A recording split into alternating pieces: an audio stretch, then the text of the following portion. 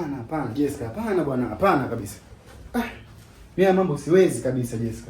Hivi wewe ni mwanamke wa aina gani? Au mimi nitakuwa ni mwanaume wa aina gani ambaye every day nashindwa kufanya kazi kwa wakati, sawa? Nashindwa kufanya majukumu yangu kwa wakati. Kwa starehe unazozitaka wewe ambazo kila siku naweza nikaenda kufanya kazi zangu nikarudi tukafanya. Serious man.